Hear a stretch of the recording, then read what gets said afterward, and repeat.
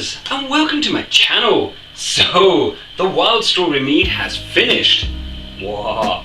So if you haven't seen the part 1 video, I will stick the link up there, so, well, you can see it. So we started by adding in our honey and our wild strawberries. Now I added in the wild strawberries into the fermenter because I'm using the strawberries as a yeast nutrient. I didn't add anything apart from the strawberries, the honey, and of course, the yeast. And it's just been doing its thing and settling away. So I've got a cheeky sample, since my hydrometer will just sink to the bottom and mess up all the sediment.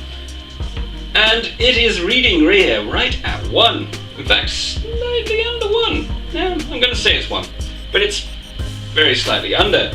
So that means our alcohol is about 8%, which is nothing to be sniffed at, considering no yeast nutrient, no pectolase. It was just wild strawberries and honey.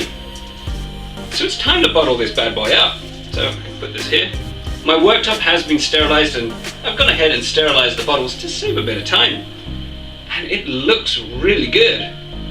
Cheers. Ooh.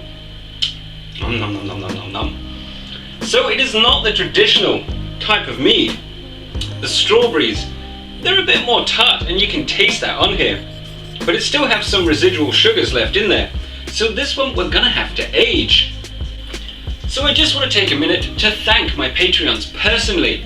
With their help I can grow the channel and of course do some weird stuff that I wouldn't be able to do normally. So thank you very much, guys. If you're interested, you can join Patreon for $1 per month. That gives you access to 4 videos specifically for Patreon. Of course, some early access stuff and a little bit more of weird stuff from me. If you're interested, the link is down below and at the end of the video. Let's continue. So I have my bottles. For a change, I'm using little glass ones because I haven't used glass in a while. I've been working with the plastic. But I've got my glass. I spent the other day stripping off all of the wine labels. Obviously, if you're upcycling, like I'm doing here, it's kind of necessary. But if you buy them fresh, you don't have to do that step. So it's a balancing act. So I've got my siphon. It does smell good. It smells, funny enough, a bit like a strawberry wine, because, well, that's basically what it is. So I've got my siphon, got my brewing peg, and there it goes. Looking good. Grate my siphon. And now I'm going to go through and fill up the bowls. So I've been going through and I've finished bottling up a lovely strawberry mead. Now, because we had lots of bits in there, there is still a load of liquid in the bottom, as you can see. So the easiest thing to do is to take those off, and basically the easiest way, grab yourself a bottle of some description that is clean and sterilized, because you don't want it to get infected. I went to all the effort of doing it. Oh, it does smell good though. And then, that's why I had the strainer and the funnel. We go through and we can remove the liquid off, but we are going to have to, whoa, maybe I should have used a bigger one.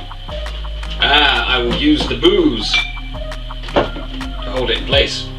And now I can go through and strain off most of the strawberries. And since we didn't degas it, this kind of degasses it. So my bucket is now empty, and this is what the strawberries look like. They pretty much all fall apart. And we have almost another 2 liters. So I was very, very slightly over in my measurements. But we just stick the lid on, and this will settle out, and then we can get our last bottle, because it's not a full bottle. I want my gallon. So I'm going to stick all this out of the way, and then we're going to play with some booze. So I've put all my stuff out of the way. I can let that 2 liter bottle settle out, and now since it's just yeast, it will form a crust at the bottom and I can get the extra out, which is always handy. Because I didn't degas it either, it's not going to oxidize. There's still CO2 suspended in there. Only a small amount, not enough to cause carbonation, but enough to preserve it enough. So I have got almost a gallon of this beautiful pink strawberry mead that is sort of based on a Viking recipe, or what the Vikings would have done. Now, they probably would have had it a lot sweeter, but since this finished at 1, there will be sweetness that will come back into it once it's aged. That's one of the things of aging. It removes the acidic taste that you get, and it really mellows out over time. So I don't really want to play too much with this, but at the same time, like with all meads, you can drink it pretty much instantly if it's sweet. So I've got myself a cheeky glass, since this bottle isn't full. Gonna drink it. And I'm gonna add a bit of sugar for sweetness. Just a little teaspoon. And we're gonna give this a go. Because, well, it gives you an idea what it'll be like once aged. So while this is dry, well, not dry, but almost dry, a bit of aging of this is going to really infuse the flavors, and the acids inside are going to break down and it'll become much more smoother. And I want to do that because I can't be bothered back sweetening it. It's not that I can't, it's just I want to actually see what it tastes like once aged. I've got some of it here which I am going to sweeten because I can drink it right now, and it is beautiful. Wild strawberry mead with the honey flavors, even got a little bit of the floral notes in there. Tastes really good. Almost like, cheat, no fuss strawberry wine, which is the last bottle. It's been kept in my fridge looking pretty, and it is as tasty as the day I made it as today. I mean, it smells of fresh sweet strawberries. What more could you want? So we're gonna come back in a few months, crack this open and see what it tastes like. So until then, I hope you enjoyed this video. Don't forget to check out some of the other ones, and of course, subscribe if you feel like it. Carry on homebrewing, guys. See you later.